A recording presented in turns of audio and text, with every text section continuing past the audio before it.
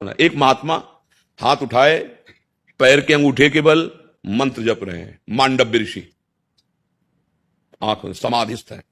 एक राजा के यहां कुछ चोरों ने चोरी की, राज कर्मचारियों ने पीछा किया, उन्होंने देखा कि बच सकते हैं तो महात्मा के आश्रम में घुस जाए तो बच जाएंगे। वो घुस गए और सैनिकों ने देख लिया, पीछा किया, अंदर गए तो मैं माल से चोरों को पकड़ा तो बोले महात्मा नाटक कर रहा है, महात्मागिरी का है चोर, क्योंकि चोर पालता है तभी तो चोर इसके आश्रम में आए। बुद्धि घूम गई। कौन घुमाने वाला है? कर्म। कर्म भगवान जो है कर्म के अनुसार फल देते हैं।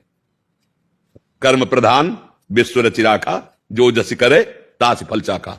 महात्मा को भी बंदी बना लिया चोरों के साथ, राजा के पास ले गए, आगे चोर खड़े थे, पीछे मार, और वो अभी होश में ही नहीं आए थे, अंतर्दृष्टि में इतने डूबे थे। तो राजा ने तुरंत कहा कि अब क्या है, जब सामान पकड़े गए, प्रमाण हो गया, तो इन सबको सूली पे चढ़ा दो। उस समय सूली की सजा होती थी, एक भाले जैसा यंत्र गड़ा होता था, पास में सीढ़ियों से खंबा होता था ऊपर, और उस खंबे में जाकर उसको ऐसे सूली में पटक दिया जाता था, वो जो भाले जैसा, तो गुदा द्वार से घुस के, मान लो इतनी घुसी, अब वो तड़प तड़प के मरता था, बहुत कष्ट में मृत्यु। ऐसा ही किया। और जब दूसरों को सूली देने की आती तब उनको उतार लिया जाता था। अतरे दूसरे अपराधी जन मिलते ही रहते थे। वो दूसरे दिन जब सूली पे चढ़ाने के लिए ले गए तो देखा सब मरे थे, महात्मा आंख खोले हुए पद्मासन लगाए सूली पे बैठे थे, मांडव्य ऋषि। ये महाभारत की भगवान व्यास देव जी द्वारा रचित कथा है।